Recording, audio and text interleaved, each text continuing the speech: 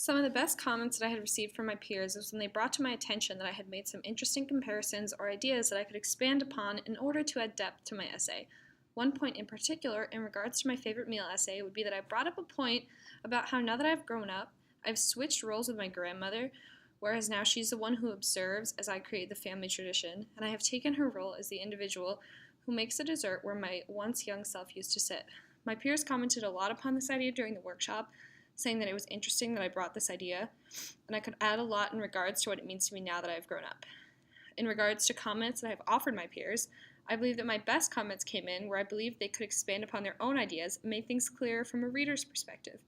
In my eyes, I have never tried nor seen any of the dishes that they are describing, so I was really looking for some vivid imagery in that aspect. It was hard for me to get an idea of what the dishes actually looked like, tasted like, or even smelled like when I have never even had anything remotely similar to them before. Before my peers could really go deeper into their dishes and what they really meant to them, I felt like the service piece of simply describing the dish needed to be covered first. Some important feedback points that came up during the discussion, mostly with my peers' papers, included a lot of organizational topics. This would start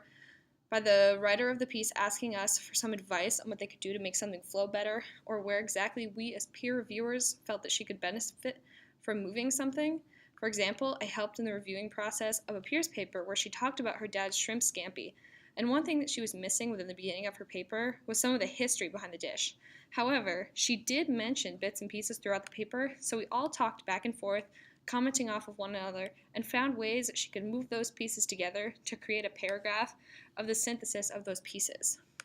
Finally, one thing that I did wish came out of my peer review comments would be what exactly my peers thought that I was trying to convey with my essay.